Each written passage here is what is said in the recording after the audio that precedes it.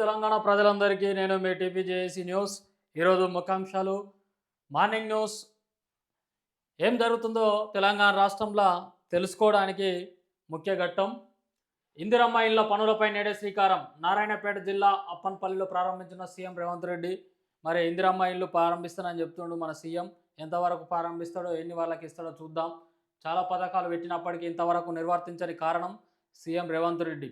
ఇక పేదల పట్ల వివక్షత అంటే పేదలకు అసలు విద్యా వైద్యం మీద పోరాడుతా అంటే ఇక దేవుడెరుగు మాటలు కోటలు కొడంగల్కు ప్రభుత్వ హాస్పిటల్ పేరు మార్చిన ఘనత మన సీఎంది. మన రేవంత్ రెడ్డిది. నెక్స్ట్, కేసీఆర్ నుంచి ప్రాణభయం ఉంటే ప్రభుత్వాన్ని సంప్రదించాలి. వాస్తవానికి ఏం చేసిండు మరి? కేసీఆర్ వల్ల ఎందుకు ప్రాణభయం ఉంది, ఎందుకోసం అని ఒకసారి చూద్దాం. మెడిగడ్డ బ్యారేజ్ కుంగిపోవడానికి భారత రాష్ట్ర సమితి ప్రభుత్వమే కారణం అంటూ కేసీ వేసిన రాజలింగమూర్తి హత్యకు గురైన ఘటన తీవ్రంగా ఖండిస్తున్న మంత్రి కోమటిరెడ్డి వెంకటరెడ్డి అన్నారు. అంటే నాకు డౌటు, మరి ఖచ్చితంగా ఇది కేసీఆర్ది హస్తం ఉన్నదంటారా? మరి ఈయన మంత్రి గారు పొంతనలేని వ్యాఖ్యలు ఇవ్వడం పద్ధతేనా? మరి కోమటిరెడ్డి వెంకటరెడ్డి మరి దీని గురించి ఏం జరిగిందన్నది పూర్తిగా ఏ మీడియా మిత్రులకు కూడా మొన్నటి వరకు చూస్తున్నాం. భూపాలపల్లి పట్టణంలో జరిగినటువంటి దాని మీద మరి కోమటిరెడ్డి వెంకటరెడ్డి సంధించారు. బట్ ఏంటంటే కేసీఆర్ని డైరెక్ట్ టార్గెట్ చేయడం అన్నది ఎంతవరకు మరి వాస్తవమా అవాస్తవమా అంటే ఆ ఏరియా క్యాండిడేటే కావచ్చు. మరి ఏట్లు రూపాయలు కోట్లు పోతే సంపాదించుకోవచ్చు, ప్రాణాలు పోతే తిరిగి వస్తాయా? కేసీఆర్ నుంచి ప్రాణభయం ఉన్నవారు ప్రభుత్వాన్ని సంప్రదించాం. కాళేశ్వరం ప్రాజెక్టు దోపిడిపై రాజలింగమూర్తి పోడారు అంటే ఈ రాజలింగమూర్తి ఫస్ట్ కాంగ్రెస్ టీఆర్ఎస్ అనేది మనం క్వశ్చన్ వేసుకోవాలి. మరి వాళ్ళ వైపు మరి బీఆర్ఎస్ కౌన్సిలర్ అన్నట్టు మనకు 15 17 ఒక వార్డు కౌన్సిలర్ ఉండే. మరి బీఆర్ఎస్ పార్టీ నుంచా కాంగ్రెస్ పార్టీ అన్నది అర్థం చేసుకోవాలి. ఎందుకంటే మరి పార్టీల నుంచి పార్టీ విభేదంతో హత్యలు జరుగుతున్నాయా, మరి వీళ్ళ ఆస్తం ఉందా వాళ్ళ ఆస్తం అన్నది కూడా ప్రజలు గ్రహించుకోవాల్సిన అవసరం ఉంది. పాపం ఎంతకైతేంది, ఒక ప్రాణం పోవడం అన్నది బాధాకరమైన విషయం. ఇక్కడ మరి కేసీఆర్ని డైరెక్ట్ టార్గెట్ అయితే మరి బీఆర్ఎస్ క్యాండిడేట్లు ఉన్న భర్తను మరి కాంగ్రెస్ వాళ్ళు చెప్పచ్చు. మరి అపోజిషన్ మరి కాంగ్రెస్ బీఆర్ఎస్ అంటే పార్టీలు విమర్శించుకొని మరి ప్రజలు పిచ్చోళ్ళు చేస్తున్నాయి అన్నది మనం ఆలోచించవలసిన అవసరం ఉంటుంది. నెక్స్ట్, ఎన్నిసార్లు చెప్పినా మారరా, హైకోర్టు తీవ్రత ఆగ్రహం. స్థలాల హక్కులను తేల్చే అధికారం మీకు ఎక్కడిది? రాత్రికి రాత్రి నగరాన్ని మార్చేయలేరు. సెలవుల రోజుల కూల్చివేతలు భయాందోళన. హైడ్రా ఇన్స్పెక్టర్ నిలదీత. హైడ్రా ఇన్స్పెక్టర్ ఇక్కడ నిలదీస్తున్నారు. ఎన్నిసార్లు చెప్పినా మారరా, హైకోర్టు తీవ్ర ఆగ్రహం చేసిందట. మరి స్థలాల హక్కులను తీల్చే అధికారం మీకెక్కడిది? వాస్తవం ఇది. మరి నిర్మాణ కూర్చే వ్యవహారం హైడ్రా అనుసరిస్తున్న తీరుపై హైకోర్టు గురువారం ఆగ్రహం వ్యక్తం చేసింది. జియో 99 విరుద్ధంగా వెళ్తే ఆ జియోకు రద్దు చేసి హైడ్రాను మూసివేయాలని ఉత్తర్వులు జారీ చేయాల్సి ఉంటుందని హెచ్చరించింది. హైడ్రాను అడ్డుకొని కొంతమంది వ్యక్తిగత కక్షలతో ఆరోపణలు చేస్తున్నారు. వాటి ఆధారంగా కూల్చివేత చేపట్టడం సరికాదని, కేవలం పత్రాలను చూసి హక్కులను ఎలా తేలుస్తారని హక్కులు నిర్ణయించే అధికారం ఆ సంస్థకి ఎక్కడుందని నిలదీసింది. నోటీసులు జారీ చేసి వివరణ ఇచ్చేందుకు తదుపరి గడుపు ఇచ్చి, వాస్తవానికి ఏదన్నా ఉంటే నోటీసులు అన్నీ అలాగే నోటీసులు ఇవ్వకుండా ఇష్టం వచ్చినట్టు పేద ప్రజల గుడిసెలు గుడిచేసి ఏదో డబుల్ బెడ్రూమ్ ఇచ్చినాం, ఆదుకున్నాం, మేమే బిచ్చగాలం ఆదుకున్నాం అంటే ఇక్కడ ప్రజలేం అడుక్కో తినేతోళ్ళు కాదు. ప్రజల పన్నుతో మీరు బిచ్చగలయా అధికారులు? ప్రజల పన్ను కదా మీకు జీతాలు వచ్చేది.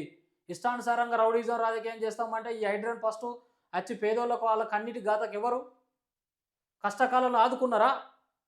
పేదోని కడుపు కొట్టడం, పేదోని ఆదుకున్నామని సవాలు చేయడం, దాని మీద రాజకీయాలు చేయడం. అంటే చంపేది మీరే, శవాల మీద పేలాలు ఎరక తినేది మీరే, పైసలు ఇచ్చినట్టు ఆదుకునేది మీరే. ఎగ్జాంపుల్ రంగస్థలం సినిమాలో జగత్ బాబు కదా చంపి ఆ తండ్రికి పైసలు ఇస్తారు చూసినావు, అదే ఇక్కడ జరుగుతుందని ఖచ్చితంగా చెప్పచ్చు. ఎందుకంటే పేదోని కన్నిటి గాతకు ఏం తెలుసాయా? కూలి నాలి చేసుకొని ఏదో పుట్టగోటి కోసం వచ్చి ఏదో ఇంతంత స్థలం అతి తక్కువ ధరకు కొనుక్కుంటే ఇస్తే నోటీసులు ఇవ్వాలి, కొన్ని ప్రాసెస్ ఉంటాయి, ప్రొసీజర్ని చేయాలి, యాజ్ ఫర్ లా ఉంటుంది, యాక్ట్ ఉంటుంది. డైరెక్ట్ పోయి పుక్లింగులు దూరిస్తానంటే ఎవడాయా? నువ్వు ప్రజలు ఎన్నుకున్న మనిషివా లేకుంటే ప్రభుత్వ ద్రోహివా? నీకు అత్యాకాశం అంటే నీ దందా ఇక్కడ చూపెడుతున్నావు ముఖ్యమంత్రి. నీ నిర్ణయాలు తీసుకుంటే 10 మందికి ఉపయోగపడతానికి ఉండాలి. ఒక తండ్రి లెక్క కుటుంబానికి, ఒక తండ్రి లెక్క నువ్వు రాష్ట్రానికి నీ నిర్ణయాలు తప్పుడుకుంటే నువ్వు తప్పుదో మనిషివా? నిన్నటికి నీ కొడంగల్ నిధి ఎక్కడిది? తాండూరు హాస్పిటల్ పేరు మార్చినవు, అదా పద్ధతి నీది? ఫస్ట్ రేవంత్ రెడ్డి నీ పార్టీలు మీడియాలో నిన్ను వైరల్ చేసి నిన్ను సీఎం చేయడమే దుర్భర్గమైన పరిస్థితి. కాంగ్రెస్ కార్యకర్తలారా దీన్ని గుర్తుంచుకోవాలి. ఒక పార్టీ గురించి కాదు, ఒక ప్రజా నాయకుని గుర్తుంచుకోవాలంటే బానిస సంఖ్యలో ఇక్కడ ఎవరు లేరు. పేదవాడి కడుపు గాటగా నిలవాలి. ఏం జరుగుతుంది రాష్ట్రం మొత్తంలో? ఏం జరుగుతుంది అసలు? హైడ్రాన్ ఇష్టపడినాడు అయితే కోర్టు ఏం చెప్తుంది ఈరోజు? పేద ప్రజల కడుపును కొట్టడమా మీ చరిత్రలు? ఇది పద్ధతి కాదు. సీఎం రేవంత్ రెడ్డి గురించి చేసిన చరిత్రలు ఇవి. మళ్ళీ ఏదన్నా జై అంటారు, అందరు కాంగ్రెస్ పార్టీనే అంటారు. అదే ఆ రోజు బడ్జెట్ సమావేశాలు అనుకుంటే ఒక్కొక్క మీడియా మిత్రులు, ఎలక్ట్రానిక్ మీడియా, ఓయ్ కేసీఆర్ అప్పులో పాలన్నారు. అక్కడ స్కామ్లు ఉన్నాయి, స్కీములు ఉన్నాయట అనుకో. ఇక్కడ స్కామ్లే ఉన్నాయి, స్కీములు లేవు. పథకాలు పేరు ప్రజలకు పొందని పాటలు ఇవి. ఇది కాదా వాస్తవానికి? మీ గుండెల మీద జట్టేది చెప్పి, మీ కన్నతనల మీద ఒట్టేది చెప్పుకొని, మీ నేల తల్లి మీద మేం చేసినాం పార్టీ. వాస్తవానికి స్వతంత్రం వచ్చిన కాని పార్టీ ఉన్నది కాంగ్రెసే. కనీసం రైతులను పట్టించుకున్న తీరు లేదు, వాటర్ పోయిన తీరు లేదు, కరెంటు 24 వచ్చిన తీరు లేదు. ఏ విషయంలో మీరు కరెక్ట్ ఉన్నారు? ఇది పద్ధత? ఇదా పాలన? విమర్శిస్తానంటే మీరు కరెక్ట్ చెప్తే విమర్శించకుండా, మాటలు కోటలు ఉన్నాయి, కొడంగల్నే పేరు మార్చినావు. కృష్ణ జలపై సర్కం మొద్దు నిద్ర. ఇంకెక్కడ పట్టించుకుంటారు? బీఆర్ఎస్ పాలనలోనే కృష్ణలో అన్యాయం. ఇగో వీళ్ళ నీళ్ళు తిట్టుకోండి. ఇగో ఇది రాజకీయాలు ఉంటాయి అన్నమాట. ఢిల్లీ సీఎంగా రేఖా గుప్తా ప్రమాణ స్వీకారం. తొలి ఎమ్మెల్యేగా విజయం సాధించిన రేఖా గుప్తా ఈరోజు ఢిల్లీలో సీఎం అయిందని చెప్పుకోవచ్చు. ఈరోజు ప్రమాణ స్వీకారం చేస్తుందని చెప్పడం జరిగింది.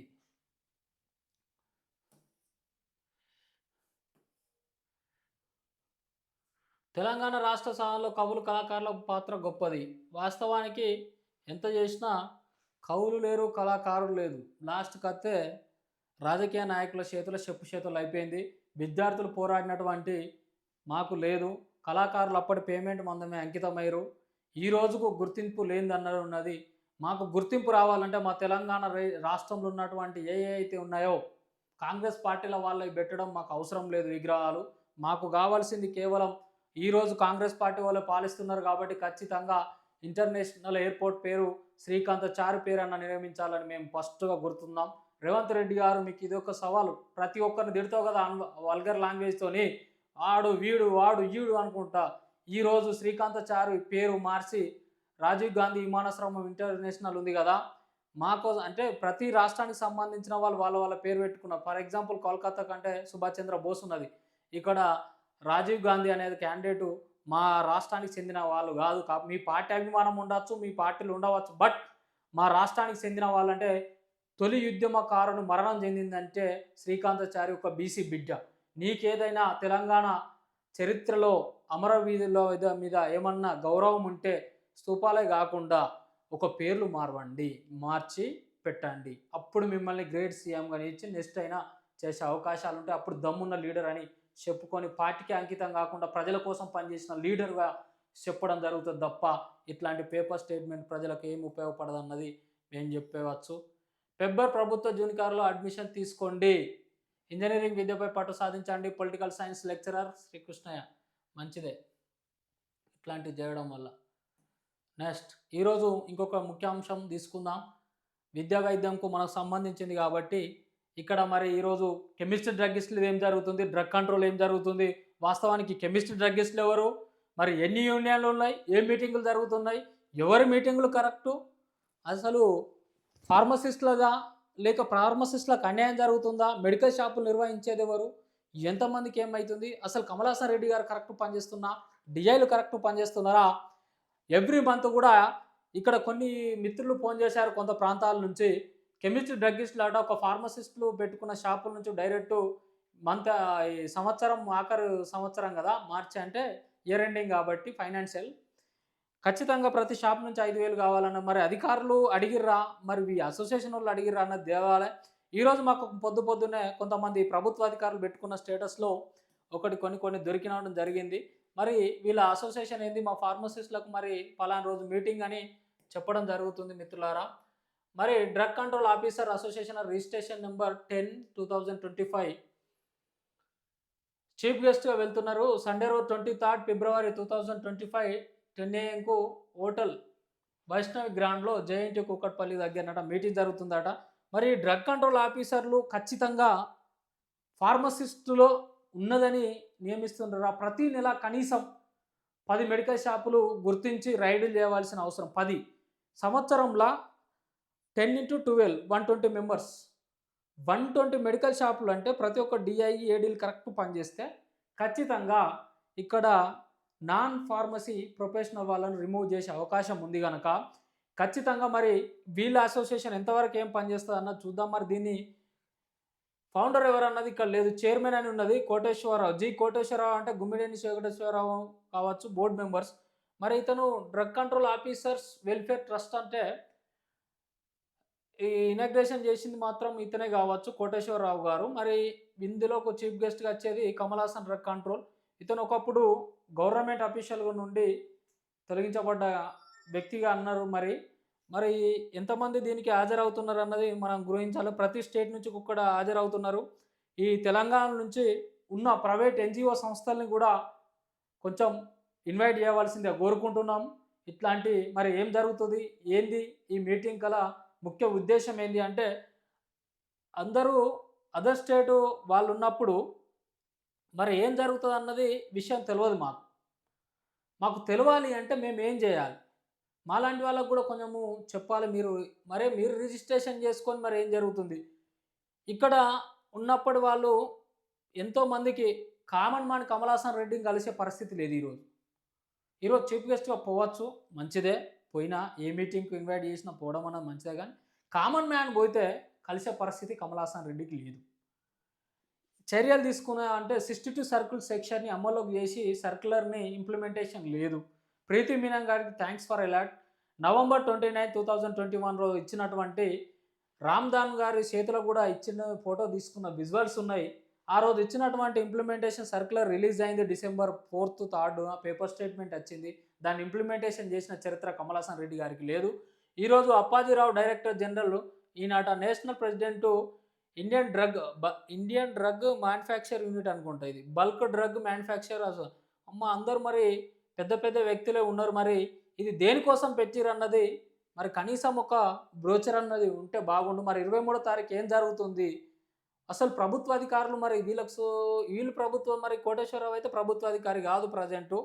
మరి అతనేనా అంటే గొమ్మిడేడి కోటేశ్వరరావు అయితే మాత్రం ఏ రోజు ఎలక్షన్‌లో పార్టిసిపేట్ చేసిన క్యాండిడేట్ ఇతను 23 నెంబర్ బ్యాలెట్ నెంబర్.